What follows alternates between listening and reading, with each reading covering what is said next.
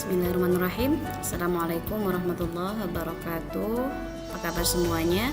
Saya doakan semoga Anda dan kita semua senantiasa diberikan kesehatan dan semoga Allah senantiasa memudahkan urusan kita.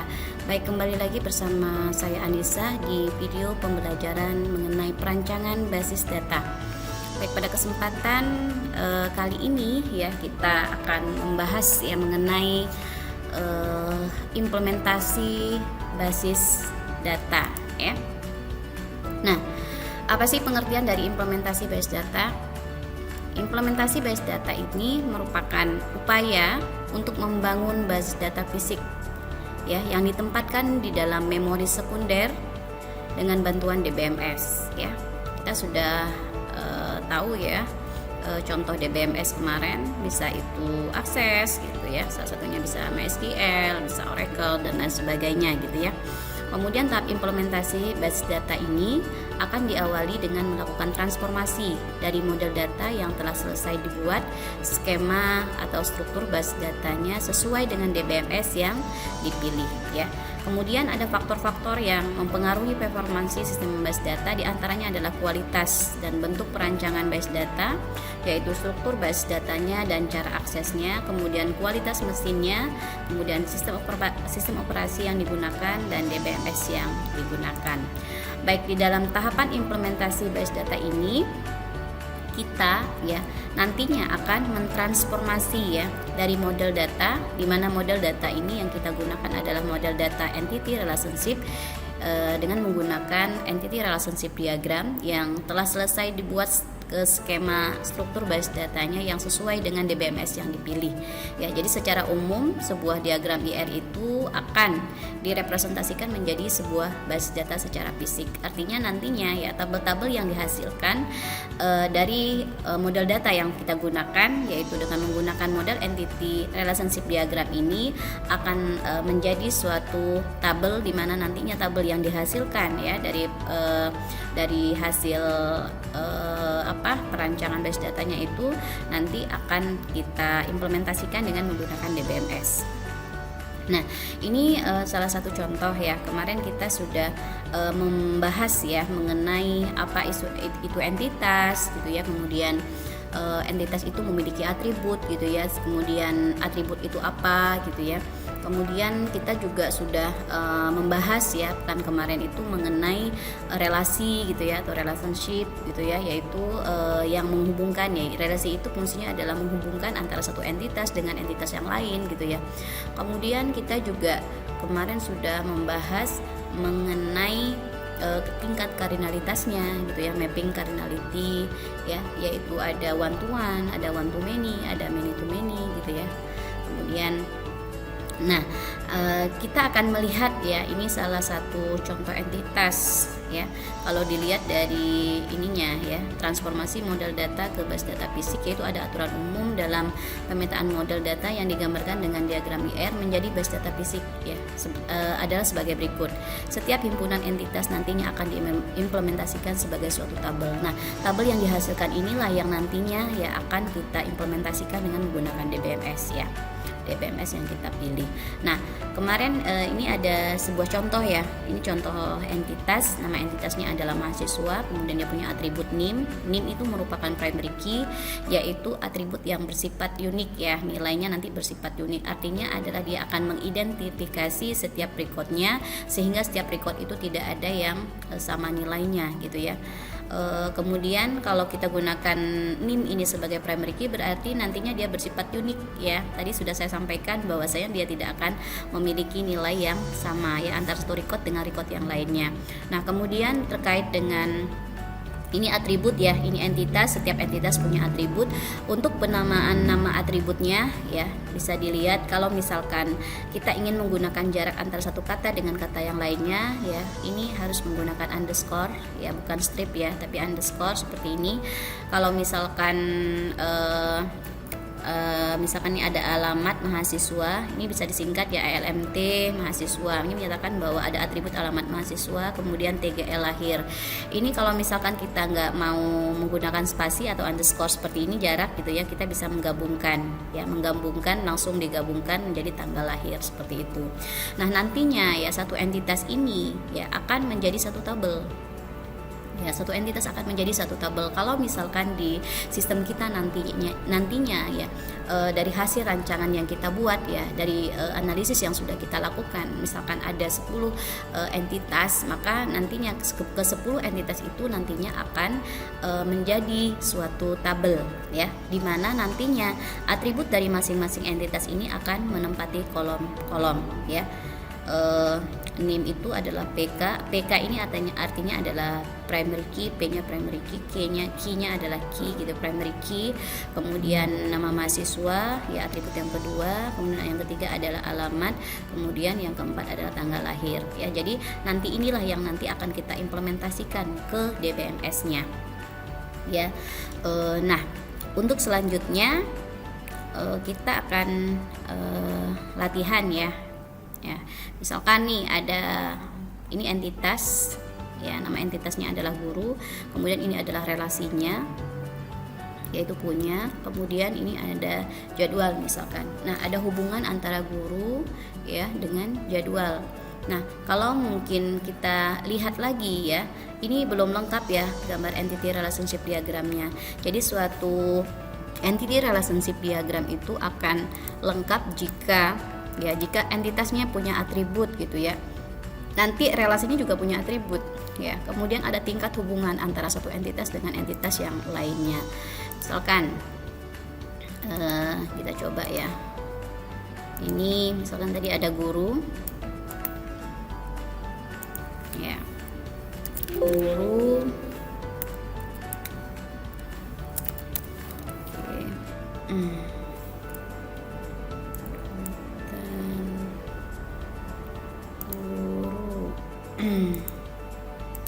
Oke, ini guru ya, ini adalah entitas guru. Kemudian guru ini selain guru juga ada entitas jadwal misalkan. Ya, simbol dari entitas itu adalah persegi panjang ya. Seperti ini. Kemudian ada relationship-nya. Lihat mana relationship ini ya, adalah ketupat sebagai relasinya. Kan relasinya ini diberi dengan kata kerja dasar aja ya, kata kerja dasarnya misalkan punya. Nah, kemudian seperti yang sudah kita pelajari sebelumnya ya, bahwasanya nama dari relasi itu menggunakan kata kerja ya, kata kerja dasar saja yang dibuatin di sini. Nah, relasi ini fungsinya adalah untuk menghubungkan ya antara satu entitas dengan entitas yang lainnya. Ya, kita kasih garis ya. Kita kasih garis. Oke, terus kita copy. Nah, kan ya ada hubungan antara guru dengan jadwal. Nah, selanjutnya adalah gambar iradeal ini kan belum ada atributnya ya, jadi setiap entitas harus punya atribut ya. Nah, kalau kita balik lagi, berarti kita akan memberikan nama atributnya ya. Nama atributnya untuk guru apa gitu ya. Setiap entitas ini termasuk strong entity, dia memiliki primary key. Gunakan primary key-nya, misalkan bisa pakai kode, bisa pakai nick, misalkan nip ya. Kemudian bisa pakai nomor guru atau lain sebagainya. Misalkan di sini misalkan ada kodenya ya, setiap guru punya kode guru. Karena pastinya guru itu akan ada lebih dari satu ya. Kemudian ada nama guru ya.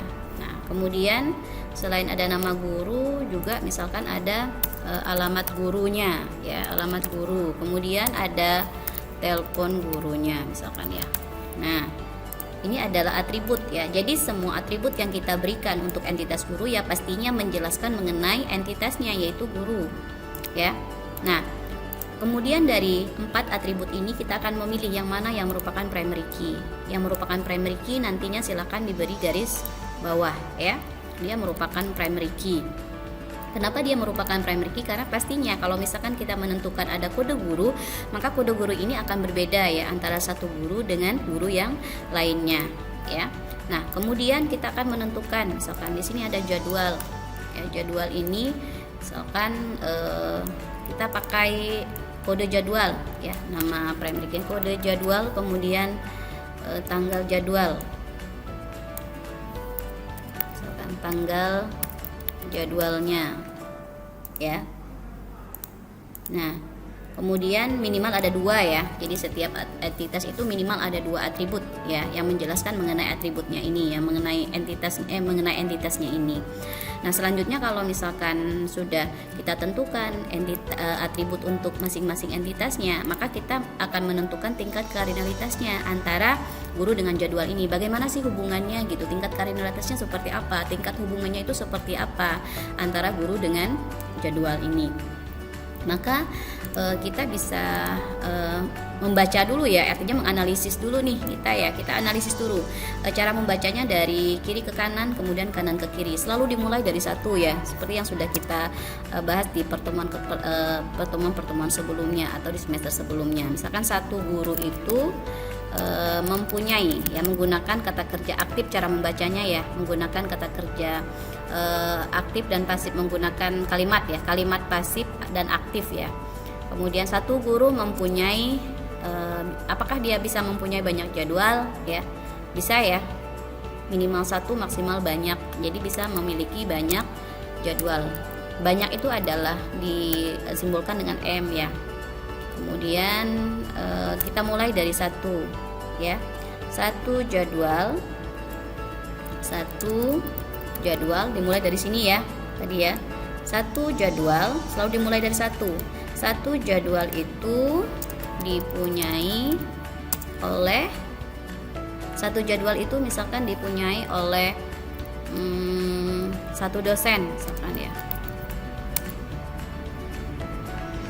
Nah, satu jadwal dipunyai oleh satu dosen, misalkan seperti itu ya.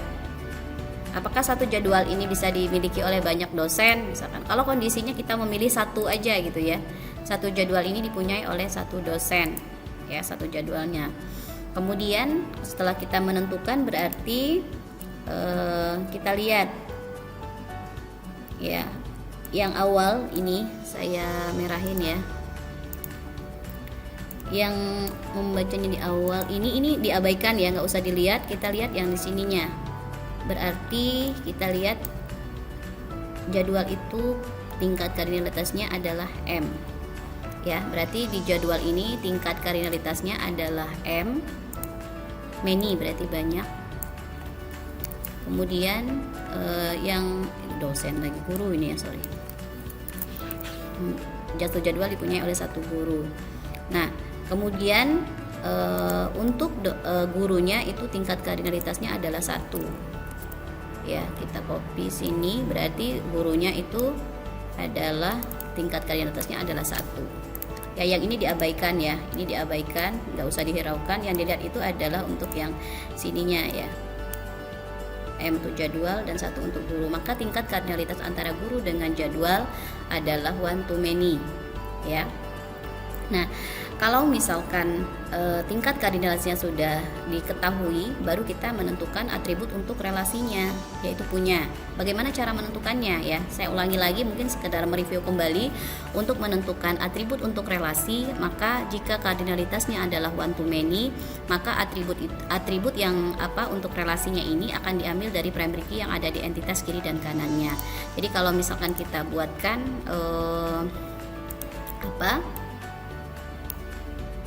atributnya, berarti atributnya adalah yang dimiliki oleh punya ini adalah kode guru dan kode jadwal, harus konsisten ya. Jadi apapun yang kita buatkan ini akan mengikuti ya kode guru misalkan ya. Kalau bisa huruf besar kecilnya diperhatikan juga gitu ya. Sesuaikan dengan ini. Jangan sampai nanti di sininya kode guru, tahu-taunya di sininya KD GRU misalkan. Jangan sampai seperti itu, jadi harus konsisten ya. Jadi apapun atribut yang dimiliki oleh entitas guru kita masukkan ke sini yang primary key-nya, yaitu kode guru, kemudian yang ini adalah kode jadwal. Jadi atribut yang dimiliki oleh relasi punya diambil dari primary key yang ada di entitas kiri dan kanannya. Ya, kurang lebih seperti itu ya. Jadi untuk menganalisis tadi cara menentukan tingkat kardinalitasnya dibaca dulu gitu ya, kita analisis dulu seperti ini. Kalau sudah ketemu baru tentukan atribut untuk relasi punyanya itu seperti apa. Nah, ini baru gambar IRD ya. Inilah gambar IRD-nya. Nanti dari proses IRD ini kan kita udah tahu ya, udah bisa memetakan ya ada entitas apa saja ya gitu ya, bagaimana tingkat hubungannya antara satu entitas dengan entitas yang lain ya. Maka kita bisa kemudian membuatkan transformasinya gitu ya. Bagaimana transformasi satu entitas ya dari IRD yang kita buat ini ya, sorry. Oke.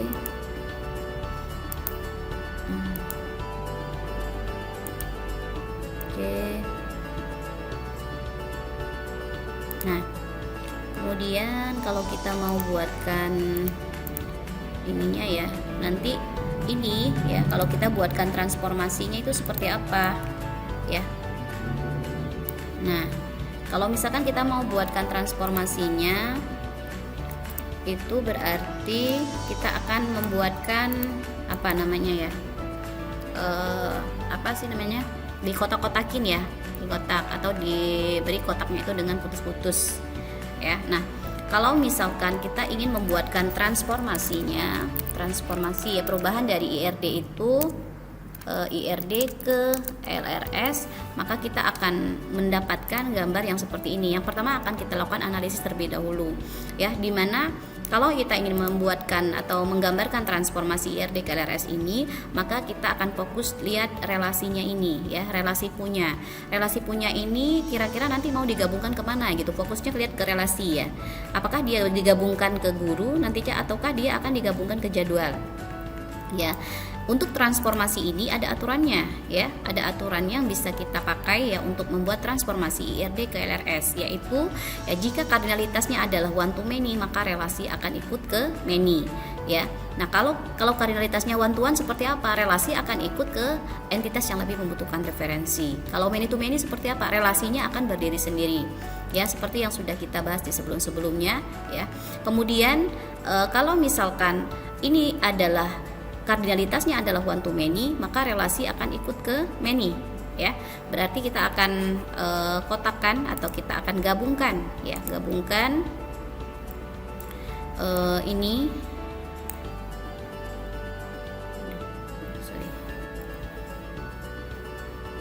kita akan kotakkan, kita pakai ini aja ya, ini kotak. Nah, oke. Nah, back ya. Nah, kemudian kita akan buatkan garisnya dengan garis putus-putus.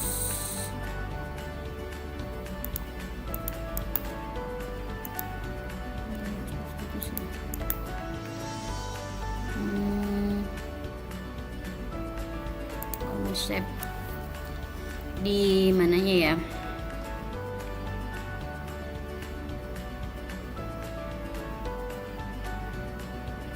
Oke.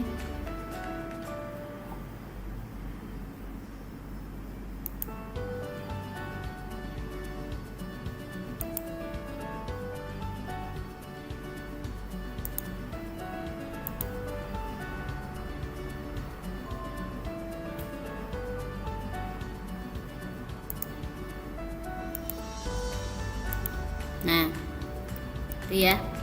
Jadi ini ya.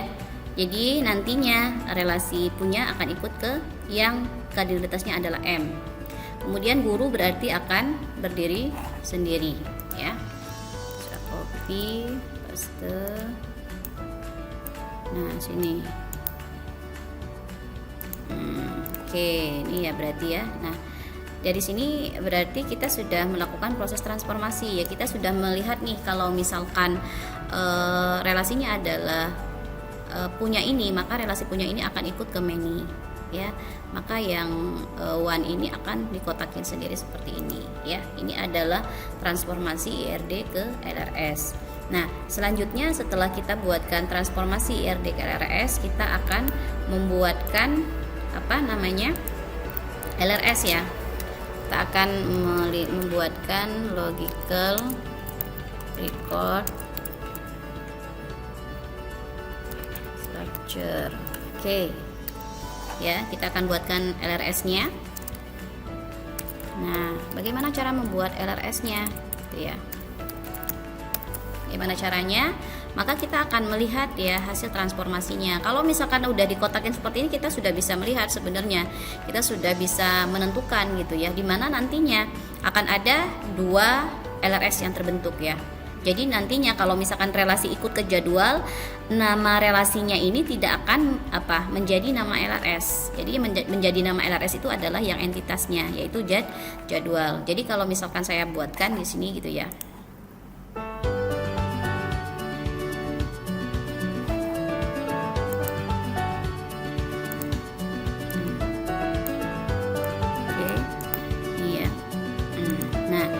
Jadwal ini ada kode jadwal dan tanggal jadwal, ditambah lagi dengan ada kode guru ya.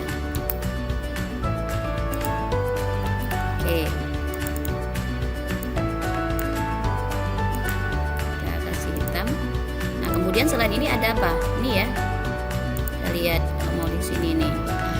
Nah ada kode guru satu ya, karena relasi ikut ke jadwal. Di sini.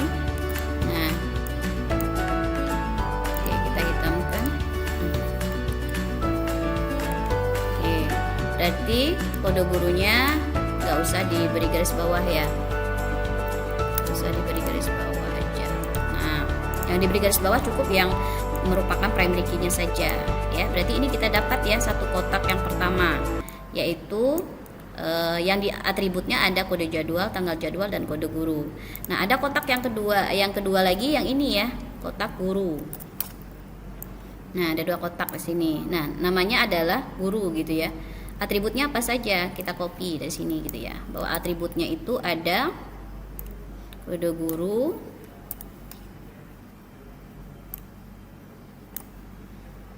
ya ada kode guru, nama guru, alamat guru, dan telepon guru. Nah nantinya ya, nantinya nama entitas ini akan menjadi nama dari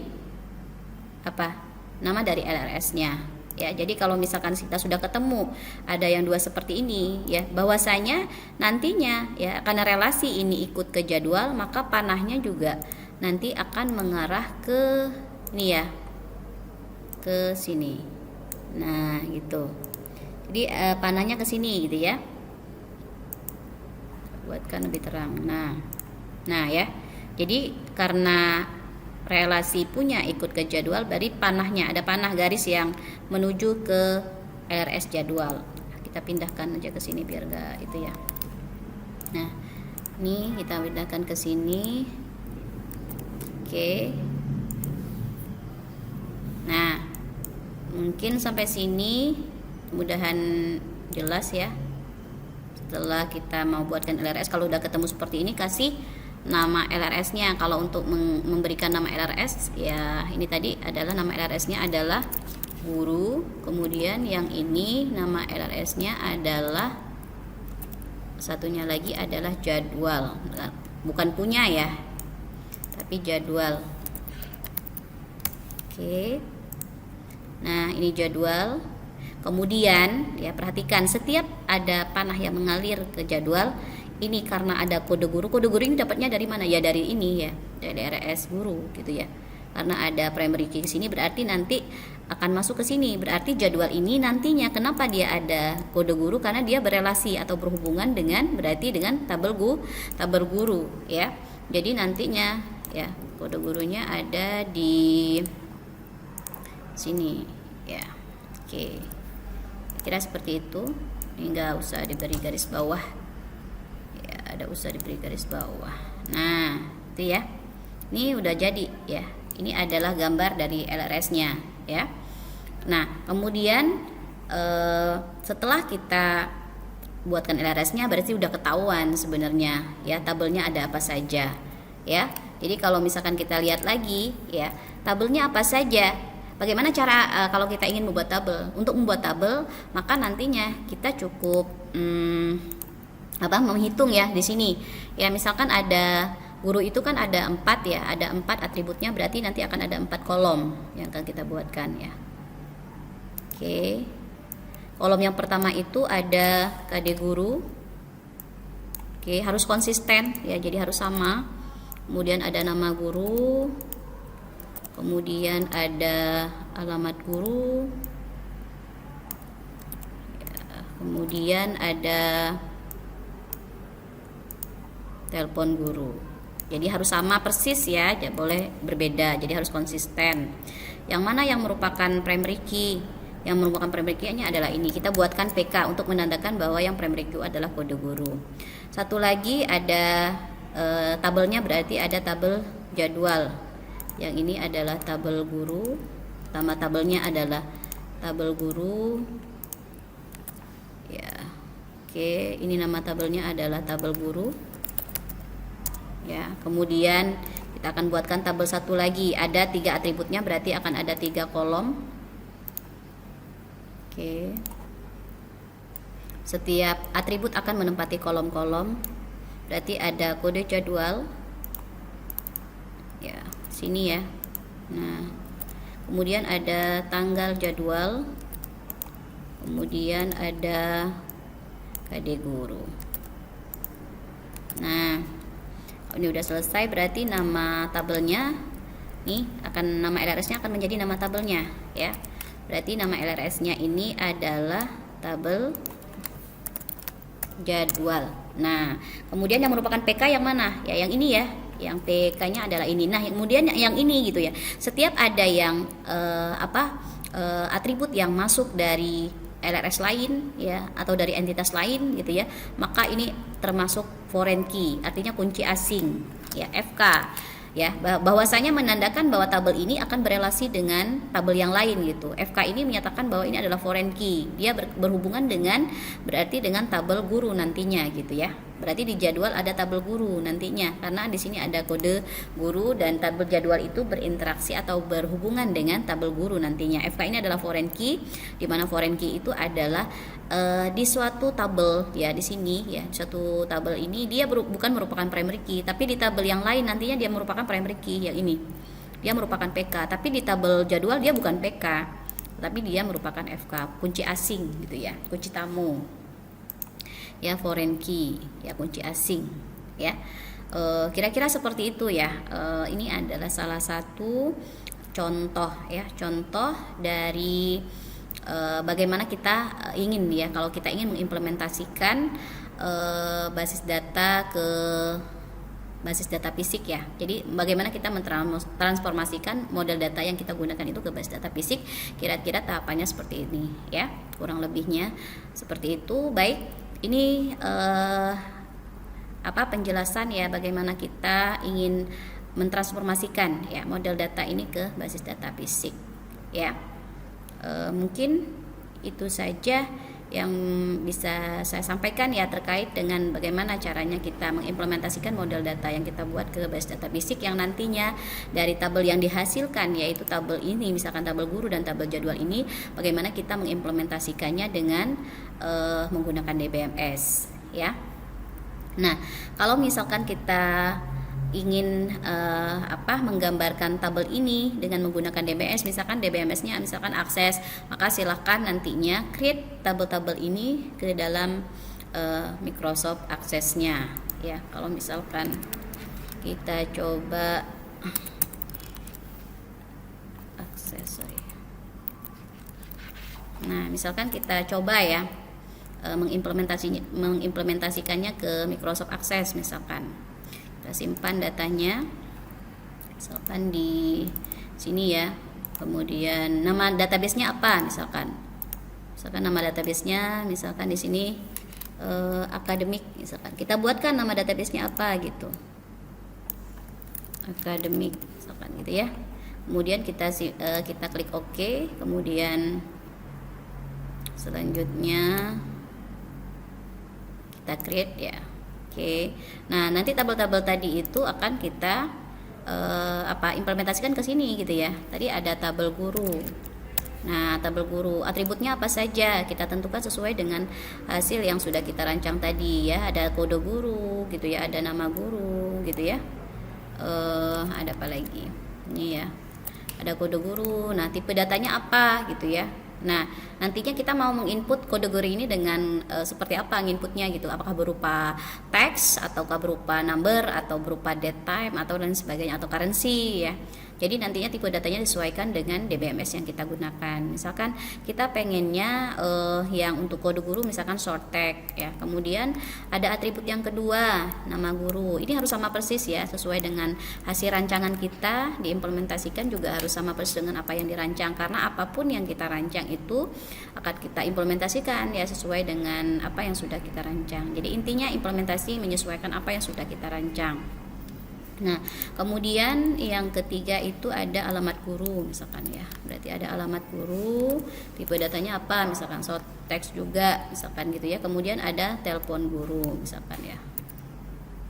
Nah, telepon guru, kemudian kita masukkan ke sini telepon guru misalkan short text juga misalkan atau long text. Jadi tinggal pilih aja ya tipe data yang kita gunakan apa.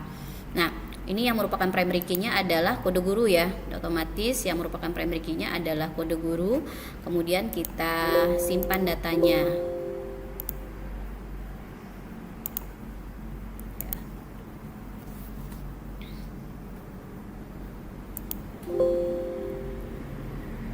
Yes.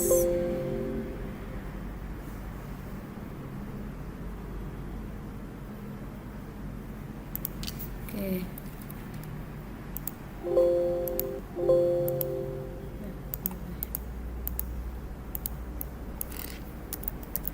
Ada guru, terus ada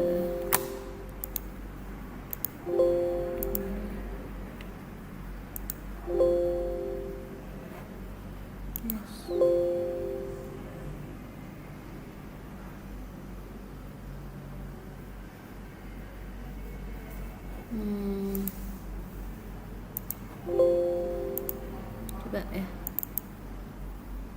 kita coba ulang ya. Kan KD guru, kemudian ada NM guru misalkan ya, ini misalkan saja, kemudian ada alamat guru, kemudian ada telepon guru misalkan.